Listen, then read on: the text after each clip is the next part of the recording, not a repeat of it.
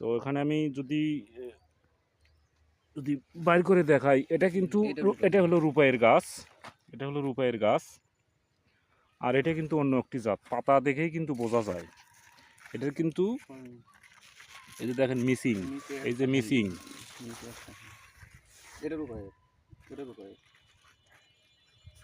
তো এটা কিন্তু রূপাই, আপনারা দেখতেই পাচ্ছেন প্রত্যেক গিটে গিটে কিন্তু ফল। তো যাই হোক, তো ভাইয়ের নাম কি? সালামু আলাইকুম, আমার নাম মোহাম্মদ লিটন। মিঠুন ভাই। তো এখানে আশেপাশে আরো কি রকম মানে শশা লাগানো আছে? আশেপাশে বলতে আমাদের এইখানে 3 জনার লাগানা, আর মানে 3 জন চোরবাড়ির লাগানোর মধ্যে না? হ্যাঁ, চোরবাড়ির ওদিকে ওইদিকে আপনার বেশি। বেশি প্রচুর। তো আপনার মানে আপনার মতামত অনুযায়ী বা আপনার জানা জ্ঞাতার্থে তে আপনার কোন শশাটা সবচেয়ে বেশি আবাদ হচ্ছে এই এলাকায়? এই এলাকায় মনে করেন